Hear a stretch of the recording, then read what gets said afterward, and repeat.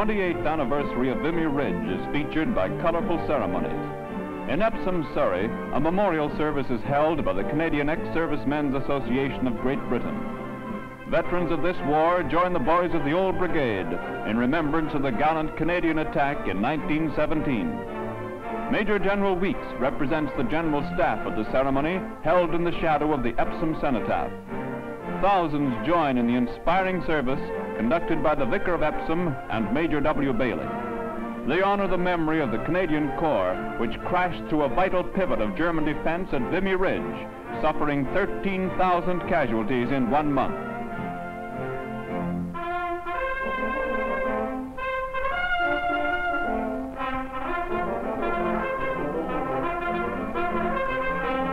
Today's Guard of Honor is provided by the Veterans Guard of Canada. On Canadian soil in Vimy, France, the great memorial looks down on a parade of commemoration.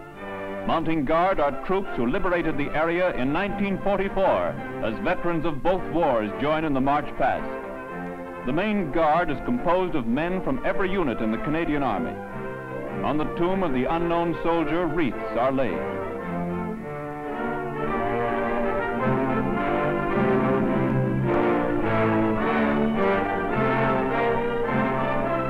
One common ideal is shared by all present.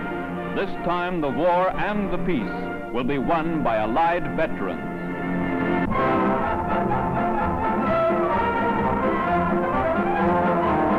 In the United Kingdom, General Holler, Commander-in-Chief Polish Forces, presents high awards to 2 Canadians. Both officers were attached to Polish units as FOOs. The Virtuti Militari, equivalent to our Victoria Cross, is presented to Captain Pierre Sévigny of Quebec City for outstanding valor. To Lieutenant Guy-Louis Caron of Montreal goes the Cross of Valor.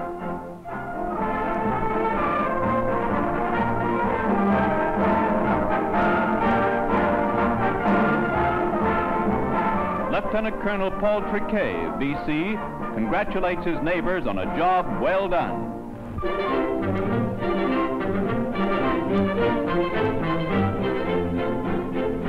It's field day for the Canadian Scottish Regiment. The veteran unit holds its first sports meet on German soil. The card is handled on an inter-company competition basis, and for the foot sloggers, at least one event is in the bag. The whole regiment turns out to heckle or cheer depending on the performance. Hopping Holland canals has been good training for winning the sack race. All and sundry agree that real teamwork, which characterizes the Canadian Scottish, is put to the supreme test in the 3-legged event.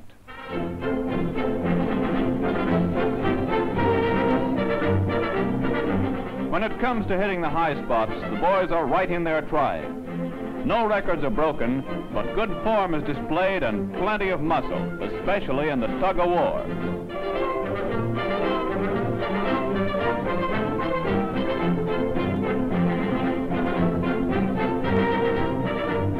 For those who like hamburgers, and who doesn't, Tuffy's Tavern is set up right on the sports grounds. The perfect ending to a pleasant meat is supplied with onions.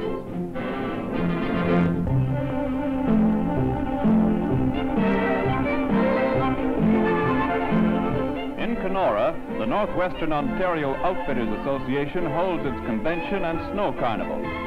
Lumberjack clothes and real beavers take the town back to its rat portage days in the gay 90s. Fur bennies lend atmosphere as Mayor Holland and the convention president fraternize. Old acquaintanceships are renewed in a spirit of fiesta. A feature event is the log chopping competition. You've got to be a good woodsman to hold a place in this fast company. Phew, hot work.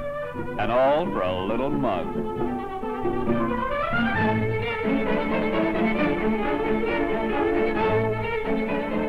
The almost forgotten joys of putting your feet on the brass rail as you toss down the firewater is reenacted. The firewater is only cider, according to Ontario law. But the can-can girls help to take the bad taste out of your mouth. New skating routines contrast with old scenes on Lake of the Woods. Embryo Sonia Haney's delight the crowd with their grace on the flashing blades.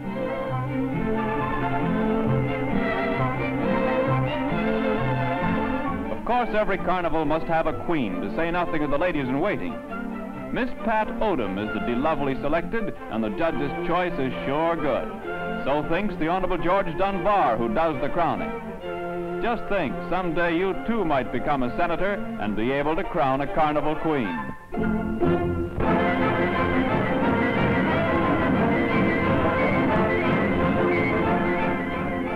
Mount Tremblant, noted skiing center in the Laurentian Mountains, is the scene of a downhill ski race in open competitions. Servicemen and women are among the many noted contestants. The winner of the men's senior division gets off to a flying start. He is Marian Zacek, a pilot in the Polish Air Force. Iron nerves are essential in the high-speed competition. It's a long way to the bottom, and you have to be a skillful performer to reach it in one piece.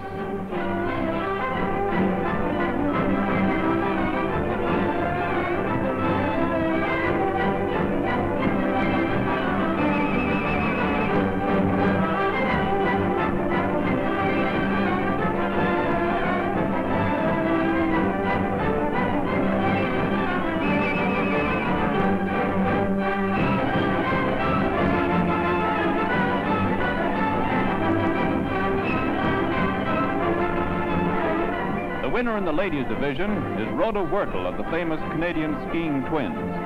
The crowd enjoys thrills galore, and even amusing spills liven up the Mount Tremblant ski race.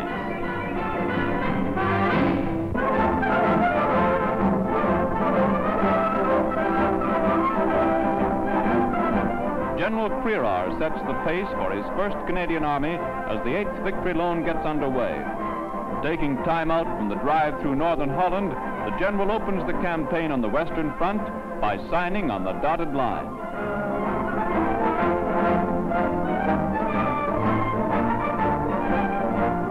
Following their commander's example, the 1st Canadian Army queues for bonds.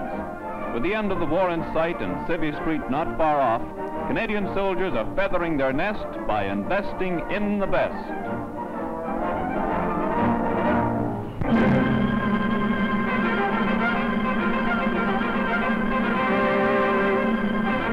As the offensive to liberate northern Holland gets underway, armor of the 4th Canadian Division breaks out of the Cleves area in an all-out drive for the North Sea. Blasted roads are hastily repaired with brush to allow the war of movement to continue in high gear. The tanks advance so fast, the infantry are a day behind, and people in liberated towns are left to celebrate alone.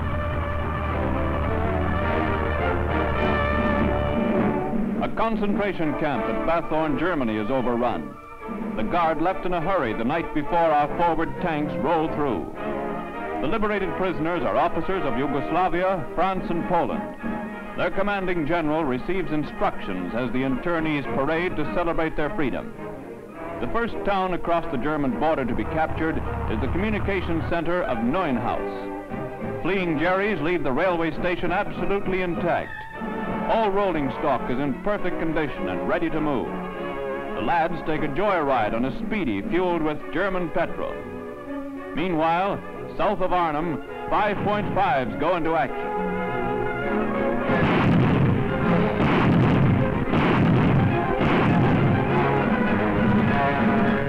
The second prong of the Canadian attack meets much stiffer resistance. The town of Zutphen is defended to the last by Hitler Youth paratroopers. The infantry have a job cut out for them in mopping up. It is attended to in a thorough fashion.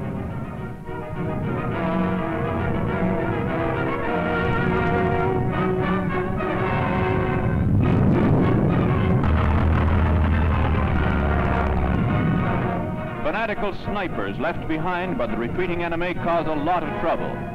Native Hollanders, seeing our troops, thought the war was over. Senseless sniping teaches them differently. The last bite of a dying mad dog is dangerous, but his final hope is going up in smoke.